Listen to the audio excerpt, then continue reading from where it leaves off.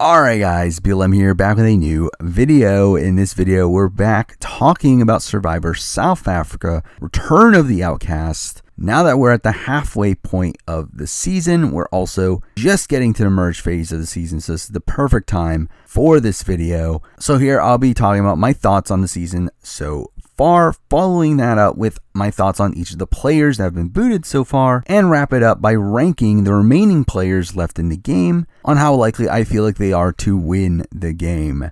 But then let's start with my general thoughts on the season. So far, I've been really enjoying this season. I do think this is a season that still continues the level of quality that you would expect from Survivor South Africa.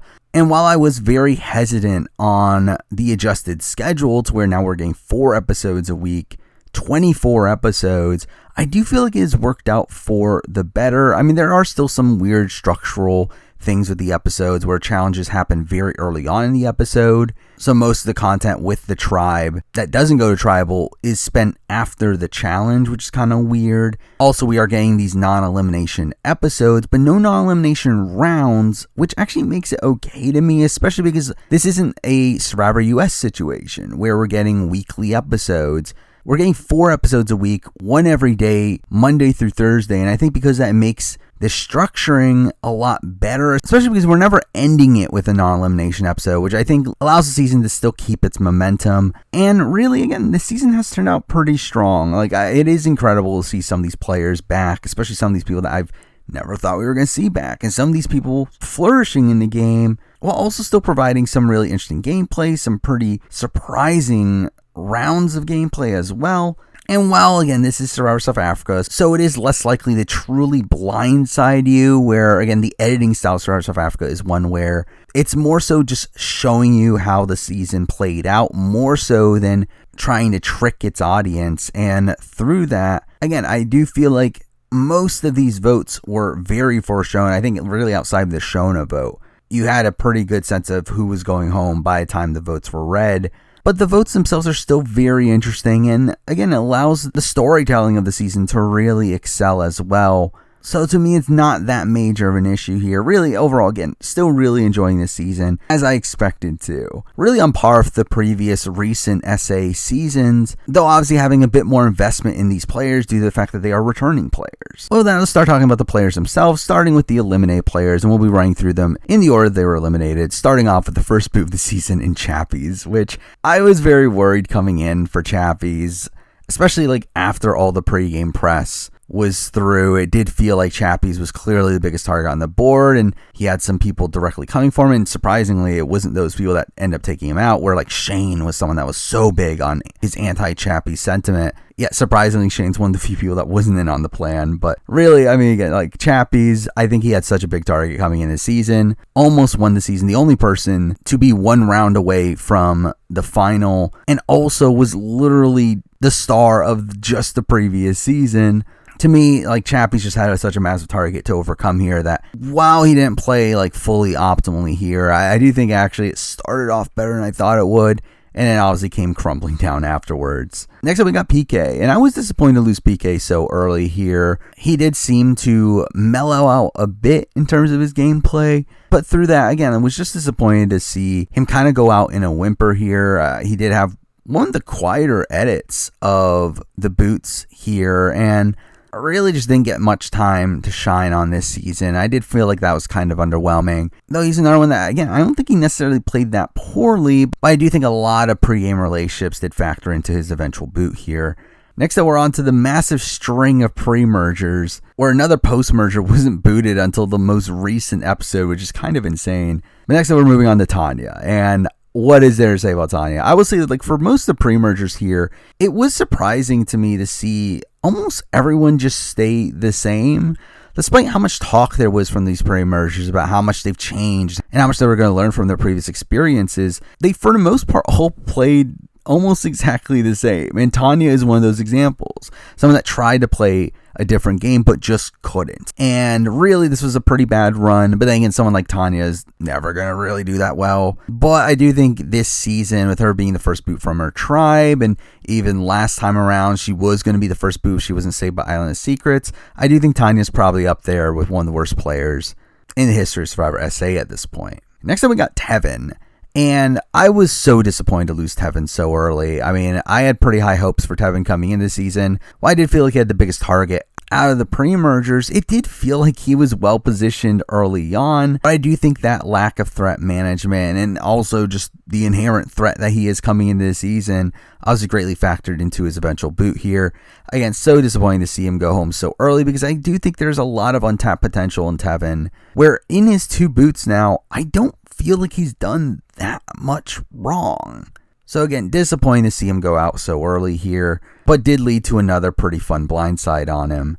Next up, moving on to Sheamus, and Sheamus was an interesting figure coming into the season. Obviously, I did have high hopes for Sheamus. He did obviously kind of flame out his first time around, the only first boot on this season, and coming into this season, it did seem like he had reflected a lot on his original experience and was going to learn a lot. And he obviously plays better on the return here, but still is a very flawed player, a player that is skilled in certain aspects of the game, but just inherently comes off as a pretty big threat, and I think will almost always struggle with making too deep of a run because of that. But again, Sheamus here definitely showed a lot of faults in his game, particularly in his last couple rounds.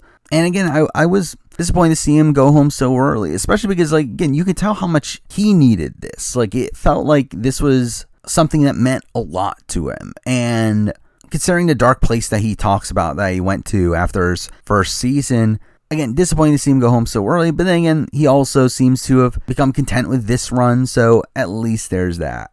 Next up, we're moving on to Shona, and I feel like for me, Shona is probably one of the more underwhelming figures on this season. I mean, she had one of the quieter edits on the season, being the lowest in the confessional count until right before her eventual boot. She's a player that was kind of just on the outsides for a lot of it, and does make some questionable decisions throughout the season. And because that, again, kind of underwhelmed with how Shona played here, considering, again, I was hoping she was going to be able to have a decent run in her. And while she does get voted out kind of by accident, I don't feel like she ended up bringing that much to the table here, really outside of her plot of hiding the idol at Tribal and her getting injured in the challenge, which was a really gruesome scene to see. Like, really outside of that, again, I just don't feel like she had much to do on this season. Next up, moving on to Pinty, and wow, like I could not believe how bad Pinty was on the return here. Like, I feel like Pinty's a player that, like, again, had a bad first run, but again, through her interviews, it did seem like she recognized her flaws.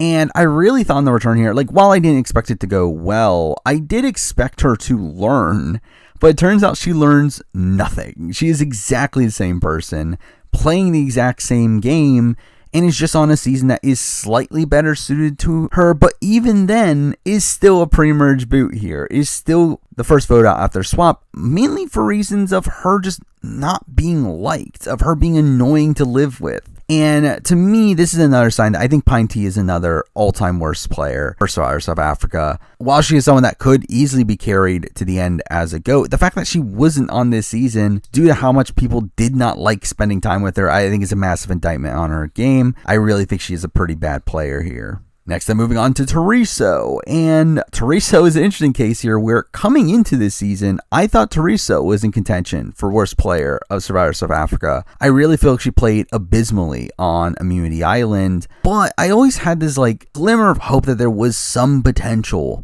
to Teresa, and I do feel like she demonstrated it here. I do think Teresa played a pretty solid game. Definitely one of the better games of the pre-mergers here, where while she does end up being blindsided at the Pinty vote and ends up being just out of the numbers and booted next, I feel like she was playing well enough for most of the season. Now, I will say she's still a very sloppy player. I mean, as we saw with her trying to lie about Tevin having an idol, and she still, like, isn't the greatest player in the world, but, like, I do feel like she demonstrated a decent amount of game ability on this season that definitely stirs her far away from being the worst player SA has seen, and is actually a player that I feel like probably has potential to do even better on her return. I feel like she is a player that would have a better grasp on the game every time she plays, though she does need to get that footing on the offset that I do think is the major hindrance for her. And finally, let's talk about the most recent boot in Palesa, and what a shame this is. I really thought Palesa was going to do well on this season. While she does inherently come in with one of the bigger targets on her back, it really felt like she found her place in the game, being this double agent, and I actually had her number 1 on my power rankings just a few episodes ago, but really it is this aspect of her being a double agent that seems to have caught up to her. Again, like, we're in a weird phase of Survivor where in these merge boot rounds, again, technically it's not the merge, but this last vote was very similar to one. We've kind of gotten to the point where usually a safe vote ends up going home as everyone's just scared to make a big move so early on, so instead they go for a safe vote, and it felt like Palesa was that safe vote largely due to the fact that she was this double agent. And because she was a double agent, she was someone that was working with a wide range of people, but wasn't working close enough with those wide range of people to where she is mostly expendable for each of those groups, and I do think that is a large reason why she ends up being booted here. That being said, the round that she was booted here obviously is a very weird round, a round where the two groups weren't able to spend time together at camp, and really everything came together at Tribal, which was a massive mess. So again, kind of disappointed to see Palesa go out that way, but I feel like she had a solid run. Obviously not as notable of a run as she had on Philippines, but still a decent enough one to where it doesn't really change my opinion on her as a player. So that we are here at the top 11, the 11 players left in the game at this point, and here we'll be ranking the 11 players based on how likely I feel like they are to win the game. Now, I will say this will be slightly different from the way that I approach most other Survivor midseason power rankings, where with Survivor being a show that is pre-taped, that usually leads to a winner edit and editing tropes that potentially lead to a winner. However, something I've kind of reconciled with after the last season of Survivor SA is the fact that Survivor SA doesn't have a winner's edit and simply does not care. Like I mentioned this earlier, I do think Survivor SA is more so focused around telling the story of what is happening in the game, more so than the story of the winner. So unlike Survivor US and Australian Survivor, which have very clear edgic trends, I don't feel like Survivor South Africa has as clear of editing trends to where this will actually be a list more so based on game positioning than it will be on edit, though I will obviously still talk about the edit at points here. But let's start ranking the remaining players. At number 11, at the bottom of the midseason power ranking, the person that I feel is the least likely to win the game is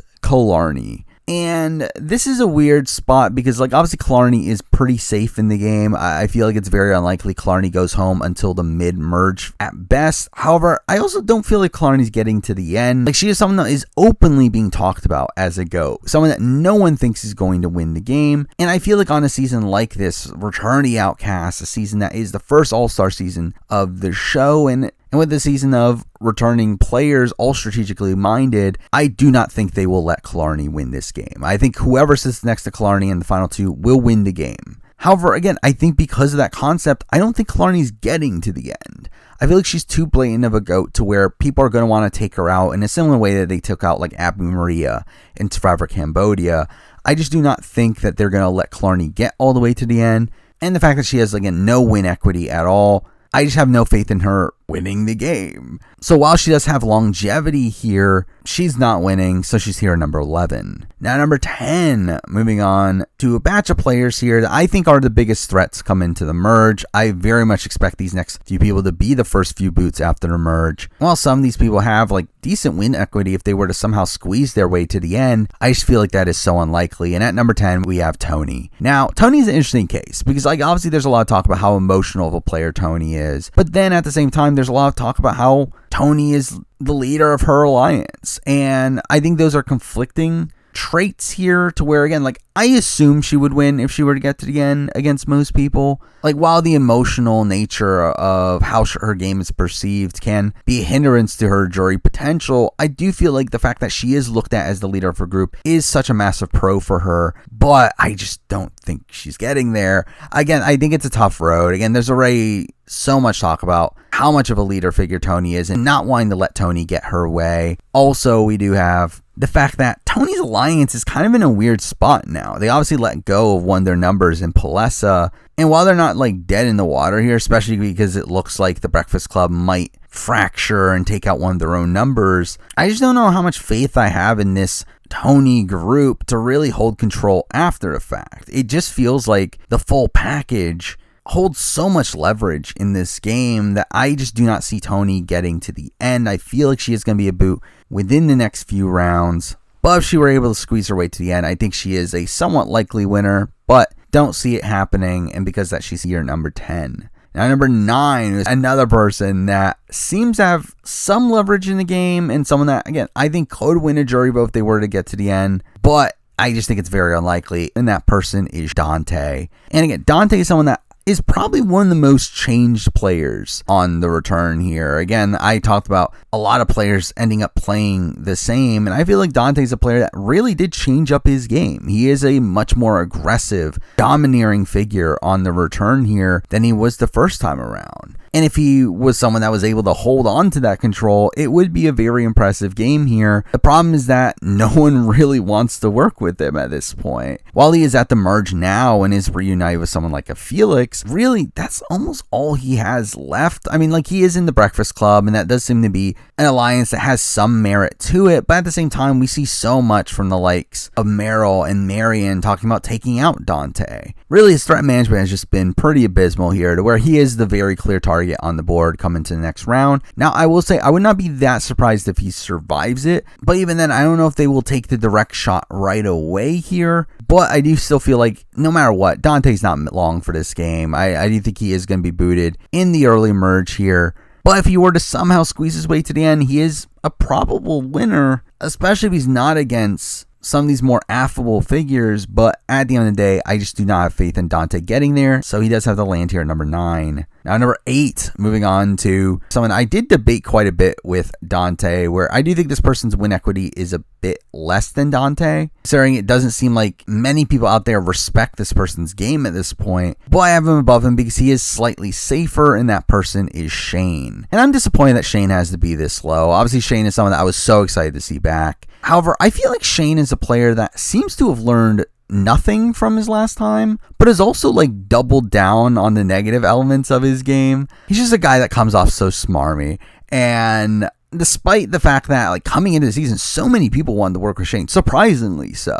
Especially a lot of the pre-mergers talked about wanting to work with Shane. However, it seems at this point, no one wants to work with Shane. Even those same pre-mergers that wanted to work with him in Dino and Phil, who are mocking him in confessional, not believing a word he says. And really, if we were to go into Edgic, if this was Survivor US, Shane is dead in the edit, almost solely due to how much of a doofus he's being portrayed as, with him thinking that people's buying into his lies. That being said, again, this is Survivor SA, so you never know. Again, we had Tom as a winner, so like Shane is still on the board, but again, I just think in terms of like actual positioning in the game, yes, he is aligned with the Breakfast Club, but that's really it. Really, again, like I just do not see much potential in Shane here. Especially considering like even the likes of Marion is talking about getting rid of Shane down the road. So again, like I just don't see him getting to the end. And even then, I do think his win equity is not the greatest. So he does have to land here at number 8.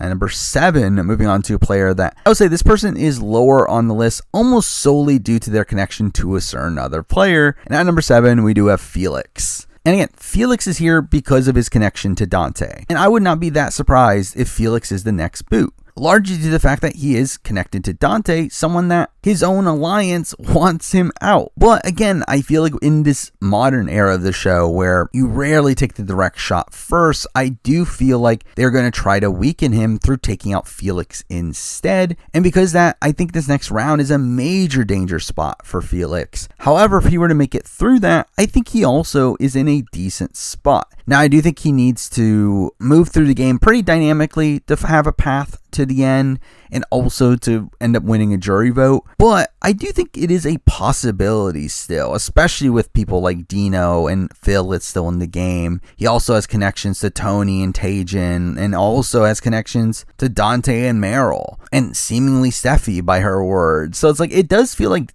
Felix is decently connected here. It's just that I feel like his short-term positioning is not great, with him being looked at as a second command figure to Dante. That puts him in a very precarious spot, one that's kind of similar to like the Ethan Zahn spot back in Winners at War, which is always a precarious spot to be in, especially in such a meta game where all these people are pretty big gamers. I do feel like Felix is in a lot of danger for the short term, and because I can't put him much higher here than number 7. Now number 6, and to me this person's probably the biggest wild card left on the board, where I really don't know how to gauge this person's win potential. And at 6 we do have Taegen, which I am saying his name properly finally in a video. And again, I love Taegen. I think he is a very savvy player, very calculated player, but one that I just don't know where he's going in this game. Again, he is someone that is directly connected to Toni, and through that, again, I think could potentially be a secondary target. If they were to target Toni, they would instead get Taegen out to weaken Toni first. I do think that is a possibility. Also, just in general, I feel like Taegen is someone that is probably going to be looked at as more of a threat getting into the mid-merge phase of the game, to where, considering outside of Toni, he doesn't have any like really close allies. I do feel like that is a danger as well. But I feel like Taegen is a person that does seem to garner respect. I feel like he is someone that people seem to like and seem to think of as a good player, to where like if he were to get to the end, I feel like he should be a decent amount of people. Also, he's not directly in the fire lines right away. Again, I do feel like the likes of Dante and Toni are going to be the bigger targets on the board, which I think might give Taegen enough room. Really, again, like I just don't feel like I have a good sense of where Taegen really is in this game outside of his connection to Toni. Again, he supposedly has a connection to Steffi and Killarney, but they're both seeming to be flipping over to the other side. Felix, the same thing. Like really, I just don't know where Taegen is truly going, but I do feel like he is a person that is going to be here for a bit and is also someone that does have some decent win equity. So I am leaving here at number 6. Now number 5, we're moving on to a player that, if this was Survivor US, this person would be pretty dead just due to his initial edit. But again, this is Survivor SA, you never know. And with that, at number 5, we do have Phil. And I love Phil. Again, what an incredible character he's been. Which, I mean, like, he was fine his first time around, but I really feel like he's shining on the return here. However, again, his edit is a weird one, where he was near invisible early on in the season. Week 1, he barely gets any screen time really until the end of that week. And while he's like really popped as a character since then, if this was Survivor US, like that would be a death nail for him. The fact that he was so invisible so early on. But here on SA, I do think he still has a decent chance here. Again, I do feel like the top 4 for me are the definitive top 4. But again, I feel like Phil could be like a wild card pick here for a win. I do think he is someone that is clearly being portrayed as this likable underdog figure, this person that's not within the main majority group, but still a mostly savvy player. Obviously, he does have the Shona move, which was a massive mistake. But even then, I get his rationale for it, which we'll talk about in the review probably. But I do think Phil is a very calculated player, and one that, again, if he were to make it to the end, I think there are a decent amount of scenarios where he would win. However, the road there is a bit difficult. Again, like he is in this position where he's kind of in the middle of the two sides. These two sides that I think will eventually target each other. But again, I do feel like there is a worry that Phil might be an easy vote for this next tribal as well. Like if we do get the Toni and Dante sides both not really wanting to take a shot right away, I do feel like Phil could be an easy person for them to vote out. I do think that is a worry. I also feel like the worry of just really where is he going after that is also something to question, where again, he does have the relationships with Dino and Felix, but that's really it in terms of solid groupings. And even Felix like probably is going to flip over to Dante. So like while like he can work with the Toni side, especially considering their relationship from the Outpost, like I just don't have a great sense of where his game is truly going, especially considering it feels like most of the people that he has some sort of connection to has a better connection to certain other players. And because that, I do feel like Phil could be an easy safe vote next, and could also be left out to dry moving forward. But if he were to somehow squeeze his way to the end, I do think he is a probable winner, so he is here number 5. Now number 4, and again, for me, this was the definitive top 4. And at 4, we have the massive outlier of this top 4. We do have Dino. And Dino's in an interesting spot here coming to the merge, where he's in a similar spot to Phil, where I do feel like he is kind of in the middle of the two groups, but not in a good way. Again, it's not in a way where like they're the swings. It's more so in a way where right now it does very much feel like the full package is at the core of the game and should have numbers even without the likes of Dino and Phil. And through that, I think Dino could easily be someone left on the outs. Though at the same time, I do feel like there are bigger targets on the board right now. I mean, you do have Dante and Toni still there, and you have the people connected to them as well. And Dino also has an idol that can keep him safe as well, to where like even if they do decide to target the Dino Phil side of things, again, it does seem like Phil would be the more likely boot there. So Dino is like, again, in a very interesting spot where I do think he has longevity at this point. I do not think he's going to be a boot before the mid-merge phase,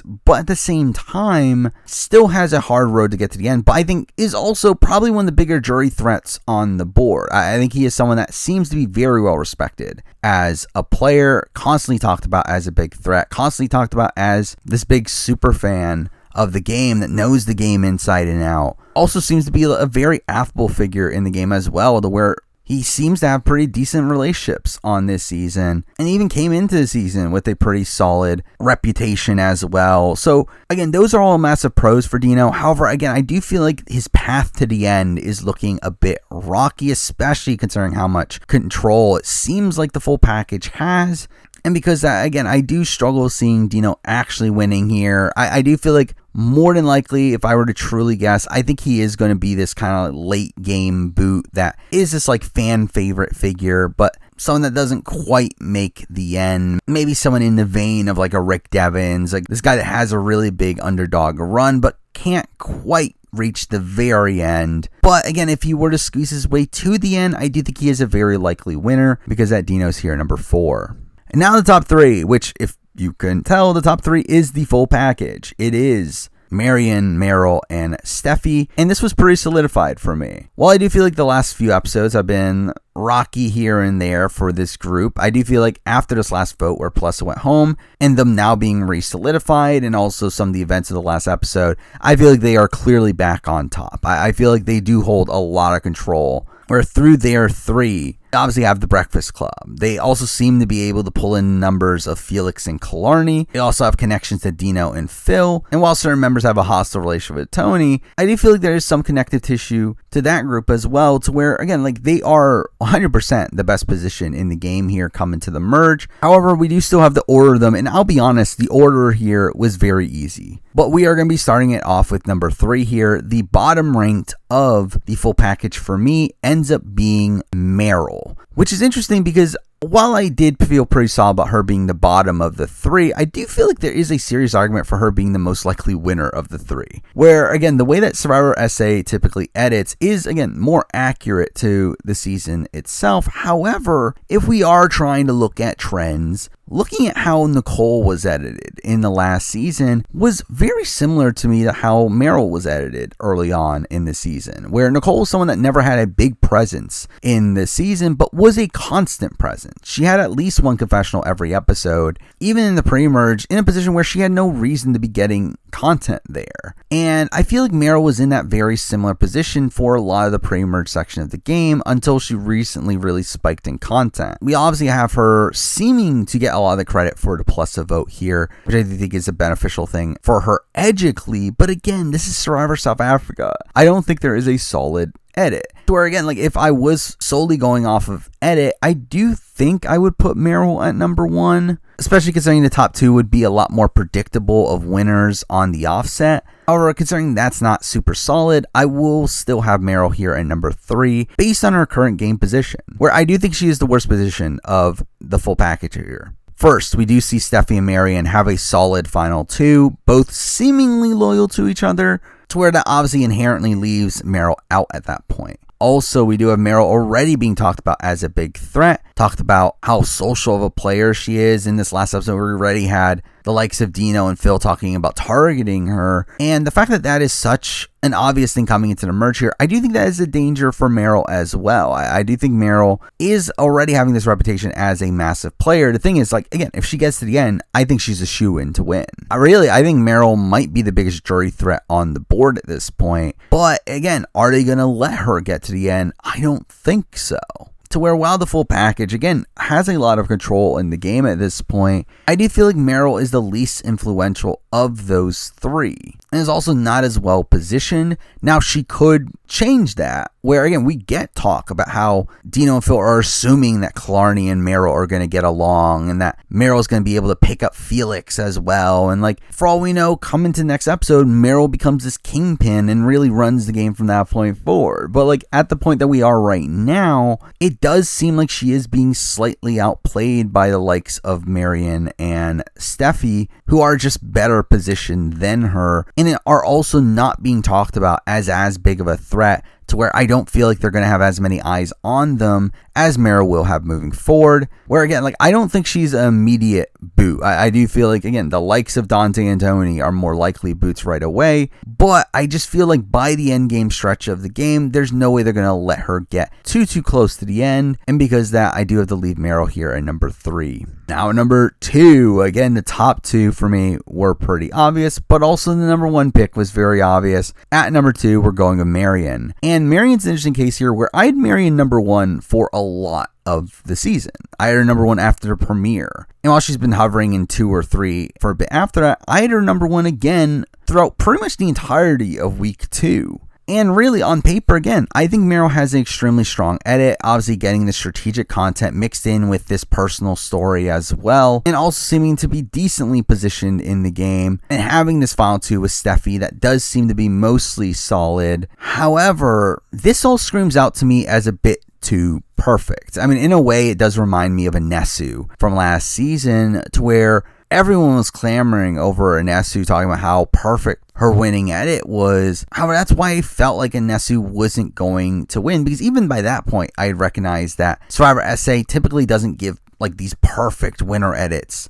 To where, like, now I'm at the point where I don't think they give a winner edit at all, but like back then, they typically don't show their winners in a flawless light. Like, even Rob Bentley had negativity throughout the season, despite how dominant he was. And we obviously have the likes of Tom, and if we want to go even further back, really most of the early winners, and like Heike and Lorette, who, again, like, I just don't think this squeaky clean perfect edit is going to win Survivor SA. And that is what we currently have with Marion. I do not feel like we've had any true negative content for Marion up to this point. Again, she is getting a lot of personal content, and it is getting a lot of strategic content, where she is clearly one of the major gamers on this cast, especially early on. And while she's kind of taken a bit of a backseat in this last week of episodes, she's still in an extremely strong position after the merge here. But again, I feel like it's one that is going to crumble. I feel like it's going to be a spot where she's eventually going to be pointed out as this massive threat. And while she does have Meryl as kind of a shield for her in that aspect, where I feel like Meryl is the more apparent threat and will be targeted before Marion, I still feel like Marion's going to be someone that is booted before the end game. But again, if she's not, Marion has some serious win equity here and is well positioned for the short term. It really is the long term, plus also her squeaky clean edit. That makes me hesitate from putting her at number 1. Now, number 1, the top rated player here for my midseason power ranking is someone that, if you told me at the beginning of the season this person would be number 1, I would have been gobsmacked. At number 1, we have Steffi. I cannot believe how well Steffi has been playing. I genuinely cannot believe it. Like, I really did not think Steffi had it in her, where her first time around, like, while she had some decent moments here and there, I do think she mostly came off as an emotional player. And while she did eventually try to make the move against Rob, it was just a bit too late, and she wasn't able to keep Nicole on board. And really coming in the season, listening to her preseason interview, she seemed to be one of the least prepared of the post-mergers here, to where I really was not expecting it to go well for her. But again, she's in a very, very strong spot coming to her merge. Like, she is by far number 1. Like, it's not even really close. I mean, she obviously has the full package, this 3-person alliance, also having the final 2 with Marion, which is obviously a very important one there, keeps Marion on her side, also has a final 2 of Killarney, and seems to be really the puppet master for Killarney, where Killarney really just seems to be willing to go with wherever Steffi goes, to where even the edit is like showing it as if Killarney is just all in on Steffi, and we like literally just saw him make a final 2, to which Steffi made a face while doing so that makes it seem like she's not super loyal to it. But even if that were to end up being the final 2, like Steffi has a very easy road to a win at that point. She also has an idol in her pocket, which is obviously a pretty integral tool there. Also, she seemingly has a relationship with Felix. Now, we haven't really seen it on their show, but she's talked about it to the point where, considering Felix does end up voting with the Breakfast Club side of things and seems to be on board with Dante and whatnot, I assume that relationship is real. But also, really interestingly here, she's been able to infiltrate the opposing alliance. Now, part of that is just due to the luck of the swap, which actually really was an unlucky swap. Really, I do feel like she's someone that should have been swap screwed, where she was isolated to the point where literally her entire alliance was on the other tribe, and she got swapped into a position where the opposite original tribe had the numbers. So the fact that she gets out of that is really insane, and a lot of it's due to her being able to flip over Killarney and keeping Toni and Taegen in line, which I do think is very impressive work there. And through that, again, she has a working relationship with Toni and Taegen. Now, she doesn't want to work with them moving forward, it doesn't seem like, but she is very willing to turn on Toni. But the fact that she has this connection as a backup is very impressive as well. And at this point, she seems to have a working relationship with pretty much everyone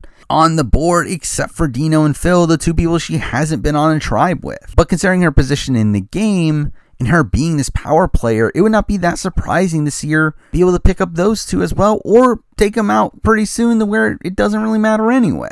So again, I do feel like Steffi is in such an impressive position in the game, with almost everyone on her side, and her seeming to have a pretty easy path to the end game in a position where she has final 2s with Marion and Killarney. I do think the minor issue for me with Steffi is the fact that I do not know her win equity at this point. Now, obviously, that might change moving forward. Maybe they'll find out that, okay, Steffi is someone that's really running things. But I do feel like she is going to struggle at the end against Marion or Meryl. I think she is going to struggle against some of these like big underdog stories like Dino and Phil. But again, that might change moving forward. And even then, she has a very easy path to a win with Killarney. I do think if she were to get to the end against a decent chunk of the others, I feel like she is a very likely winner. And again, that perception might change to where maybe she does beat a Marion moving forward. Like, to me, again, like, I just feel like Steffi is in such a dominant position in the game right now where she has so many options moving forward. She can literally go anywhere she pleases.